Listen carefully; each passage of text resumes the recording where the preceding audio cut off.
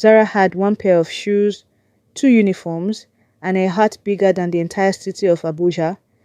She wasn't just a cleaner, she was a shadow, a whisper in a glass building full of noise, not because she lacked beauty or brains, but because poverty turns people into background scenery. You notice the flaws, the fragrance, the AC, but never the girl with the mop.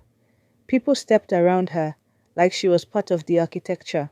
She held the door open for people who wouldn't even meet her eyes. She remembered their names, their coffee orders, their perfume, but no one ever remembered hers. Zara worked at Lotus Real Estate, one of Abuja's elite companies, the kind of place where the staff wore designer shoes and the floors she cleaned were imported from Italy. To them, Zara was just the girl in green, the one who kept the toilets clean and the glass doors spotless, the one who got called sister not out of affection, but because no one bothered to learn her name. She ate behind the staircase. She spoke only when spoken to. She smiled, not because life was sweet, but because she refused to let life turn her bitter. She came early, left late, and every day was the same. Until one morning, it wasn't. It was raining. The kind of rain that flooded gutters and slowed the city to a crawl. Most of the staff rushed in dripping, irritated, late. Zara was already inside, wringing out her mop, soaking wet. She didn't have the luxury of arriving late or dry. That's when she noticed her, an old woman, standing outside the glass doors. No umbrella, no jacket, just a nylon bag in hand and slippers soaked to the bone. The guards ignored her. The receptionist waved her off.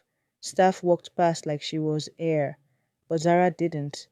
There was something about her. Not just the way she looked out of place, but the way she looked around, like she didn't belong anywhere.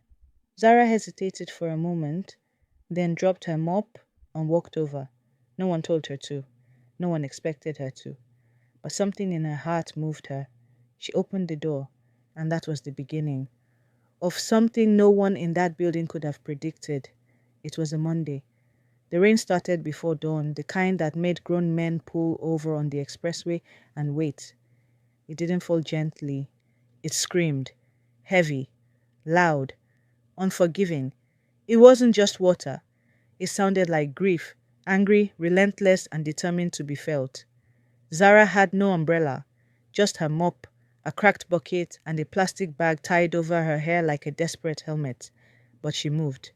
Lotus Real Estate didn't tolerate lateness, especially not from people like her, contract cleaners, expendable.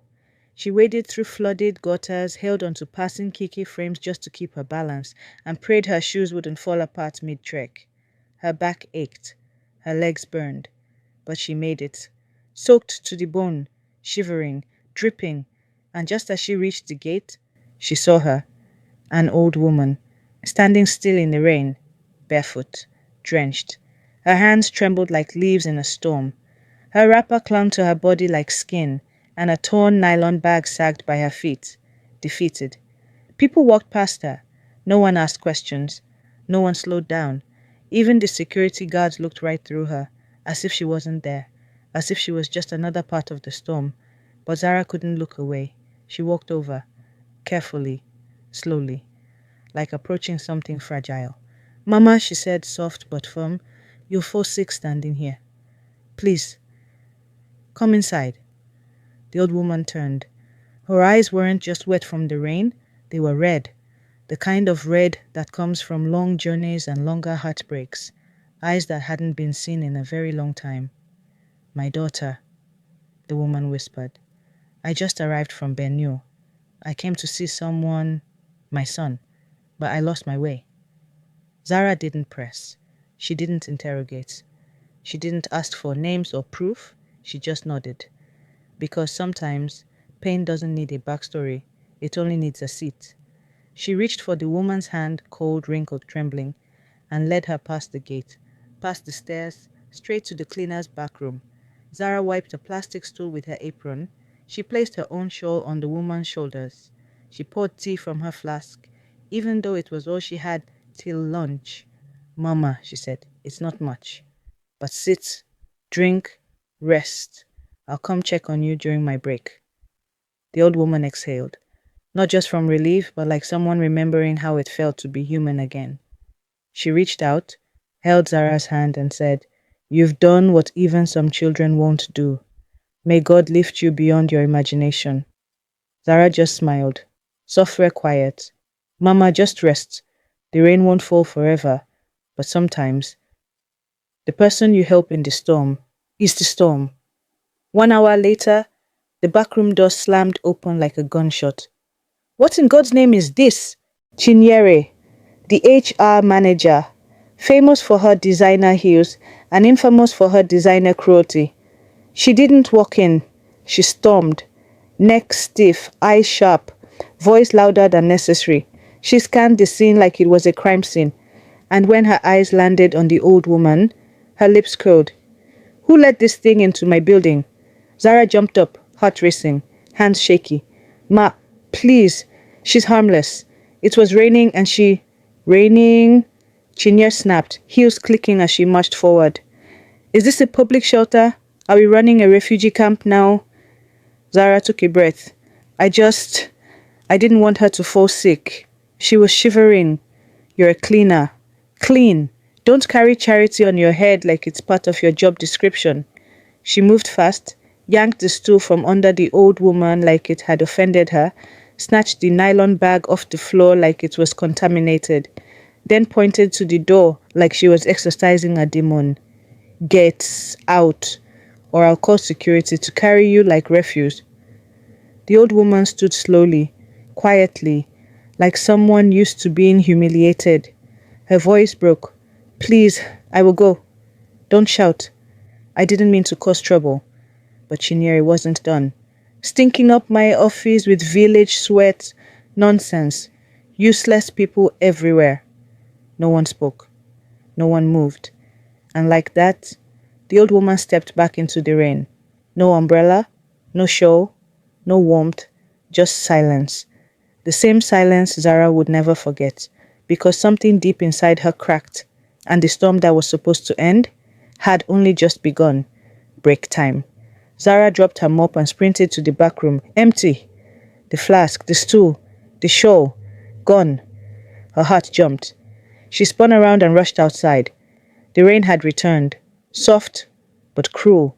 And there, under the same gate she first saw her, Mama sat again, drenched, shivering, silent. Zara fell to her knees beside her, panic rising in her throat. "Mama, who did this to you?"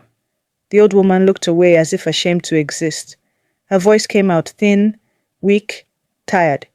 The loud one, with long nails. She said, "I don't belong here." Zara's chest tightened like a fist had grabbed her lungs. She looked at the woman, her soaked wrapper, her trembling hands, and something inside her snapped. She stood up, not like a cleaner, but like a woman who'd had enough. She marched straight into the building, across the polished marble and into HR like a storm, walking on two legs. "How dare you?" Her voice shook, but it didn't waver. "How dare you throw a helpless woman into the rain like she's trash? What kind of human does that?" Chinyere didn't even flinch, didn't look up from her computer, didn't care. "You better mind your business," she muttered, filing her nails. "Unless you want to join her outside." Zara breathed. Once, twice. Then said, calm but fierce, "Then fire me. Because if this company rewards cruelty, I don't want your money." And with that, she turned around, walked back outside, lifted Mama's bag with both hands, held her arm like family, and walked away. Her uniform was soaked, but her spirit, bone dry. What Zara didn't know was that the woman she sheltered, the woman everyone dismissed like dust, had the power to shake that entire company to its knees. The next morning he returned. Ayomide Adeniran, Chief Executive Officer of Lotus Real Estate, young, sharp, calculated, the kind of man who never raised his voice, because his presence alone was enough. He walked into the building like always, calm, polished, focused, but something was off. The receptionist stood as he passed, leaned forward, and whispered, "Sir, your mother is here." He froze. "Where?" His voice didn't rise, but his pace did. He moved through the lobby like the air had changed. And when he saw her, he stopped.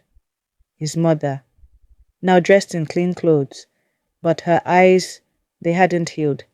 They held a sadness deeper than words. Mama Anwan, what happened? Why didn't you call me? She looked at him, the son she had raised with pride, the man who built an empire, the man whose staff had failed her. Her voice trembled. I didn't want to come as the CEO's mother. She blinked away the sting. I wanted to come as a nobody, to see how your people treat strangers. She looked down, and what I saw broke my heart. He stepped closer, jaw clenched. Who touched you? Who disrespected you? She raised her hand softly. There was one girl, one light in all that darkness. She smiled, just barely. Zara? Ayomide's eyes narrowed, not in confusion, but in decision. He didn't need to ask more. He had heard enough, and the building that once ignored a cleaner was about to remember her name. Minutes later, Chinyere was summoned. She entered the boardroom like she owned the walls, head high, heels sharp, perfume loud, but the moment she saw the woman sitting beside the CEO, her face drained of color. She blinked, once, twice. The old woman didn't say a word. She didn't have to.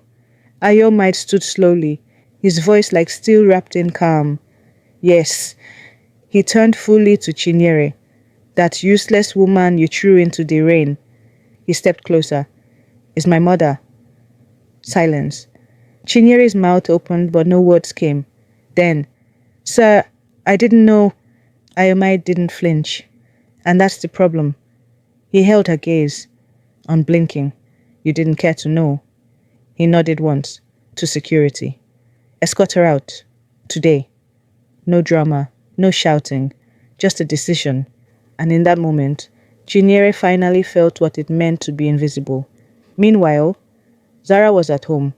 Her small room smelled of soap and rain. She sat quietly by the window, wringing out her only uniform. She had no job now, no income. But her conscience? Clean. Stillness had never felt so heavy. Then her phone buzzed. Unknown number. She hesitated, picked it up. Hello? A calm voice. Measured. Deep. Zara? Yes, and this is Ayomide Adeniran. She froze. Sir, I didn't mean to cause any trouble. He cut in gently. You didn't. You reminded us what humanity looks like. There was a pause. A long one. The kind that rewrites a life. Then he said, Please return tomorrow. Not as a cleaner, but as my personal assistant. Zara didn't speak. She couldn't. Because sometimes the rain doesn't just wash things away. It makes room for something new to grow. The next morning, Zara walked into the same building, but this time, the receptionist, who used to ignore her, stood to open the door. There was no mop belt around her waist, no bucket trailing behind her, just a name tag, worn with quiet pride.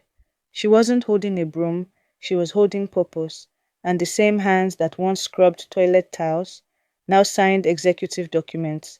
The whisper stopped, the stare softened, and in that moment Zara understood. In a world that steps over the kind, kindness is still the most dangerous superpower, because when no one's watching, heaven is, and heaven always rewards. You've seen someone suffer before, you walked past, or maybe you helped, but if that old woman stood in front of your gates today, would you offer your hand, or look away, like she's part of the rain? Don't answer in the comments, answer with your life. And if this story stirred something inside you, subscribe for more African stories that remind us who we were, who we are, and who we must never stop being.